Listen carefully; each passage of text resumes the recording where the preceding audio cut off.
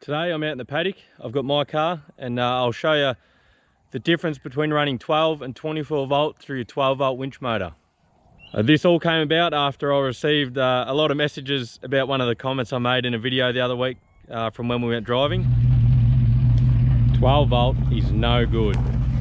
So yeah, after I made that comment, I did receive a lot of messages asking about it, and I do see a lot of comments and posts on Facebook asking about 12 versus 24 volt. So I thought I'd make this video, seeing as I can test 12 and 24 back to back, so you can see actual results and not just people's opinions. It is worth doing, definitely, but only if you're going to use the winch all the time. If you just use it once in a blue moon, it's probably not worth doing, but if you do go out looking for hard stuff, it is definitely worth doing. So a quick rundown on the winch. It's a just a worn high mount, nothing too special. It's got a Bow 2 motor, standard gears. It's got a giggle pin brake shaft, free spool delete, a plus 76 air free spool. It's been braced, so it's got all the basic high mount mods that you need to do, and pretty much all them mods you need to do if you're thinking about putting 24 volt in your winch. You need to update the winch a little bit and make sure it can take the extra force that the 24 volt runs through them. So this is one way to set up your 24 volt, and I think it's a pretty good way to do it. This car's a TB42, and there's no real good spot to put a second alternator for 24 volt. Everything that I've seen always looks messy, or the belt setup's no good, or you either have to put it where the aircon pump is and not run aircon, which I think's in the tourer you want your aircon. So in this car I've got this this booster box. It just 12 volt in, and you flick the switch on the front, or you can manually do it there. Feeds 24 volt out. 2 Optima D31Ms. That's pretty much just for running the winch. I do have like an Anderson plug off it for the fridge. It runs the Travel Buddy oven and the compressor for the tyres, but if none of that's on, it's mainly there just for the winch. There's 70mm cable running to the box, and then from the box out to the winch, it goes through an isolator, which is also hooked up to the volt gauge in the front, which I'll show you. And then 120mm cable for the power and earth all the way to the front. It's probably a bit of an overkill for this particular winch, like 70 would be enough, but at least if I choose to do something different on the front, which I think I'm going to, the 120mm cable will suffice for that. But yeah, 70mm should be sweet, but this is a good setup. It's easy to set up, and yeah. And Red Winch also do a box similar. Theirs is obviously a bit better quality than this. This is, I don't know, it's not the greatest quality, but it has been in my car for 2 years and I've never had a problem with it. But I do know that people run twin motor winches off the Red Winch 24 volt box, and yeah, they seem to work good, but I wouldn't be running twin motor off this box. And the only thing that joins the front battery under the bonnet to these batteries is an alternator charge wire. So the charge wire feeds to the back of this box here, which charges both the batteries. But one thing to remember is when you flick it on 24 volt, it only charges your main battery in this case. So when you're using it, you got to make sure that you flick it back to 12, so then it charges both your batteries again. And in a case of if you're running this under your bonnet as a main and auxiliary battery, everything that's powered off your auxiliary battery has to be earthed back to the battery. If you earth it back to the body, you can then feed 24 volt into everything, so that's not a good thing to do. But yeah, I'll show you a couple more things and then we'll get into testing. So how this is set up is I've just got a switch on the dash. Hopefully you can, the sun's beaming in, but switch on the dash and you can see 12.2 volts there. Flick the switch, 24. So that's only for the winch. It still has its separate dash gauge for the front battery. So yeah, like I said, the only thing that links them is the alternator charge wire. I don't know if you'd lose any power through that box. That's beyond my knowledge to test that sort of stuff. But yeah, as far as this setup goes, it still works good. Doesn't matter 12 or 24 volt, has to go through that box. So it's going to be a good comparison of the winch speed from 12 to 24 volt. But you may see a slight increase in power if you just ran a 24 volt alternator with the 2 batteries in the back feeding the winch. You might get a little bit more performance, but yeah, I'm not sure about that. And probably the most important thing to remember when you're running 24 volt through your 12 volt motor is with no load on it, you have to pulse in or out the power. You cannot hold it on 24 volt. You'll overspin the motor and chances are you'll do some damage. So yeah, when it's in 24 volt, you just have to click the button in, just pulse it. So what I'll be doing is I've got some sticks at the front wheel there, and I paced out 15 meters back here and a stick back there. So I'll just I'll run the rope out, and then I'll just do a 15 step pull, and I'll just time each 12 24 volt, and then I'll find a hill over in the paddock somewhere, and we'll test it with a little bit more load on it, and yeah, we'll see the time differences, and then I'll find a way to just load the winch right up on 12 and 24 volt, and we'll check the amps, whether I just put the brakes on and I'll load it right up. But yeah, we'll get into it, run some rope out, and we'll get testing. All right, test 1, 12 volt, straight pull on flat ground.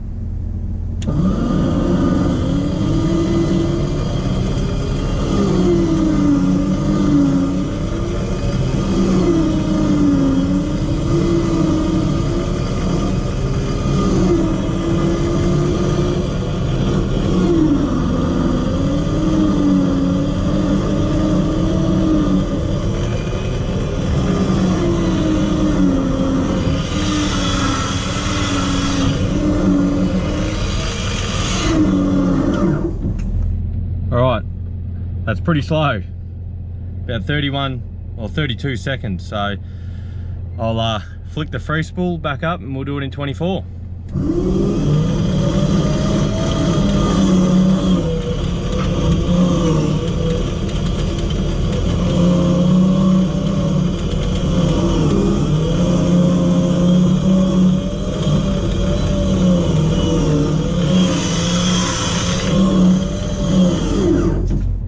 That's not too bad.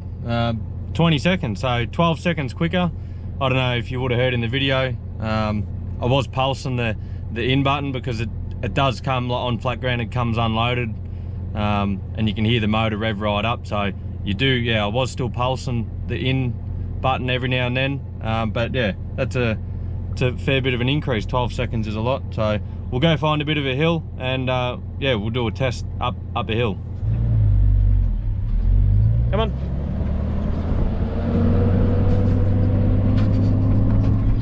So I think I've got a spot. It's just a bit of a hill. It's not too crazy. Won't load the winch up too much, but we'll yeah, nose her up to this tree and do some testing. All right, so I've stepped out 15 meters again, so it should be a pretty good back-to-back test. Yeah, we'll see how we go. 12 volt first, and then we'll go 24. All right, I forgot to press the camera on my head, but I've actually shortened it to 12 steps up the hill because that is not good for the winch motor. 55 seconds, and I thought I better stop because it's definitely not good for the winch motor doing that. So 55 seconds, 12 steps up the hill. Yeah, we'll bang her on 24 and see the difference.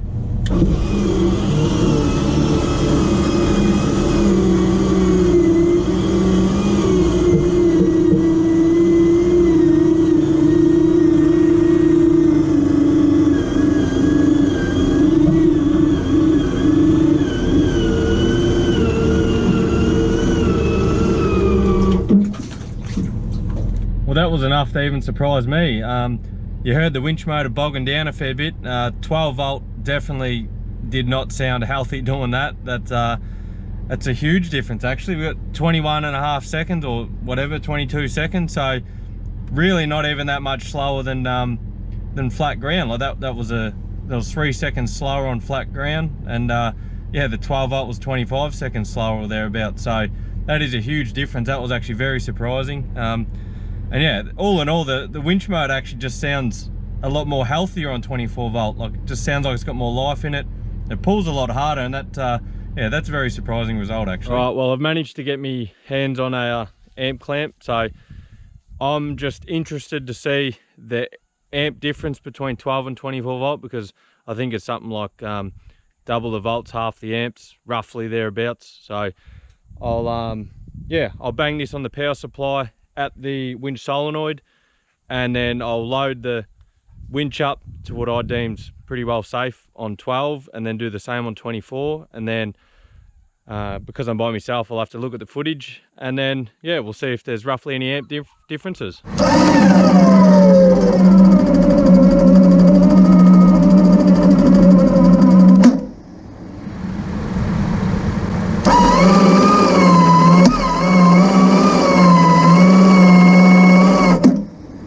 Alright, so I had a quick look at the footage, and surprisingly it's pretty much the same. It's hard to load the winch up exactly the same, but I'd say near enough. It's basically the same, which I'm no expert, so I can't really explain why they are the same, but I guess the extra load on the motor means it draws more amps, I guess. But yeah, as far as I'm concerned, I'm not 100% sure on that, but that was an interesting little test. So yeah, that's pretty much it. So you can make up your own mind whether it's worth doing. It is a little bit of messing around, but in my opinion, it's definitely worth it.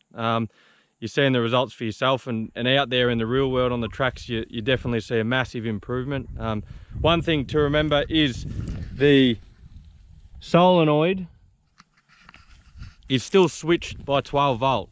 It's only 24 volt to the power side of the solenoid, and then the earth as well is a part of your 24 volt system. But as far as in and out goes on your in-cab switches and that, it all still 12 volt switches. So don't ask me how I know that. So yeah, that pretty much sums it up. Like I said, it's definitely, yeah, if you're using the winch, it's worth doing. You have to be a little bit more careful, because the extra power through the winch, if you're about to stall it out or doing something you shouldn't be doing, it's you're more susceptible to break and rope or gears or whatever in the winch, because yeah, you stall it on 12 volt, you burn the motor out. You stall it on 24, you'll probably blow something up. So yeah, that's something to keep in mind. But yeah, it's definitely worth doing, and especially the way I've done it with the 24 volt booster box.